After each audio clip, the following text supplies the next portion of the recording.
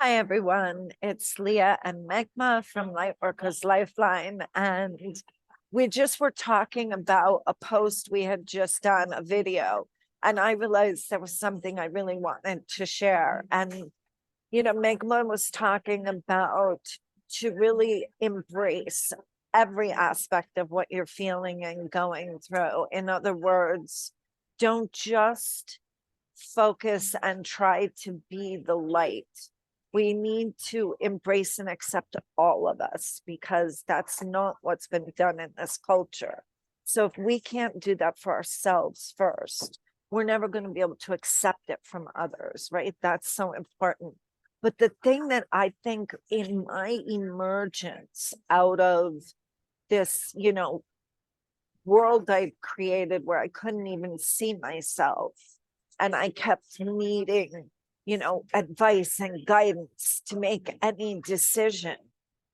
And finally, at one point, I started looking at my process.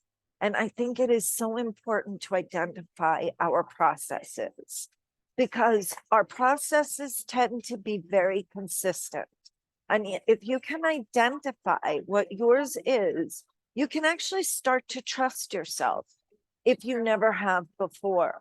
Because when you look back at the long corridor that was your life, and you see, you know what, no matter what kind of crap I got myself into, I always grew towards the light. The ultimate end was that I always came out of it.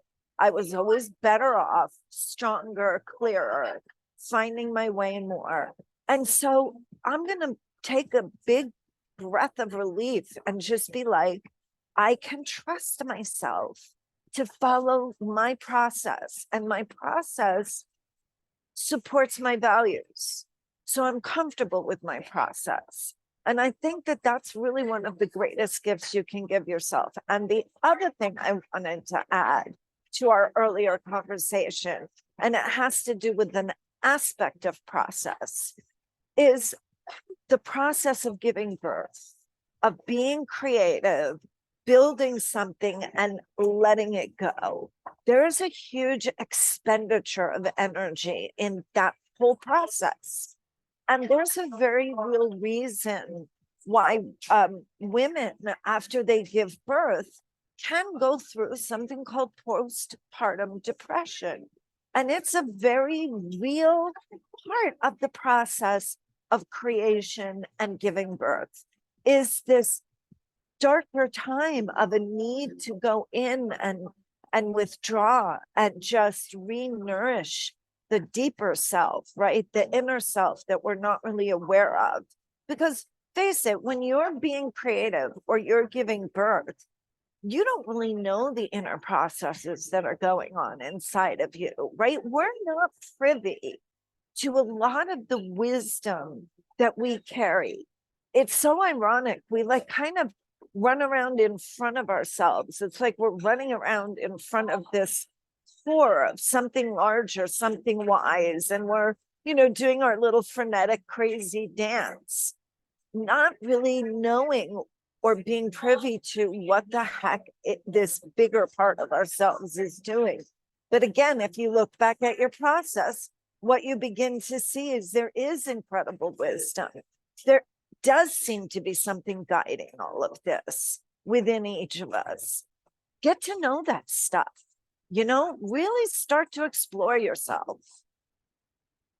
So that was what I wanted to add. Did anything come up for you during that? Not much, but I think that we kind of went deeper into what it means to accept yourself and respect the different phases and processes that we go through. Like to remember to take our example of our body, right? There is such different stuff that it has to go through to maintain itself in a healthy condition, and that includes eating, moving around, and even sleeping for a large part of the day. A good sleep is so important.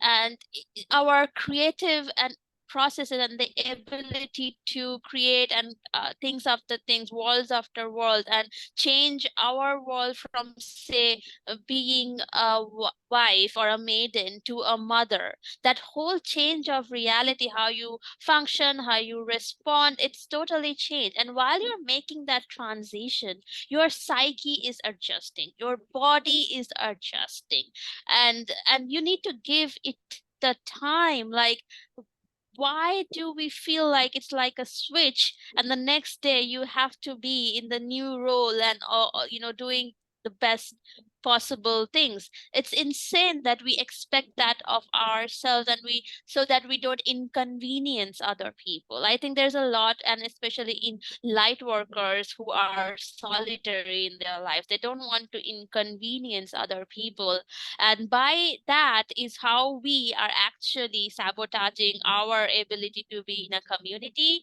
to receive help and receive love.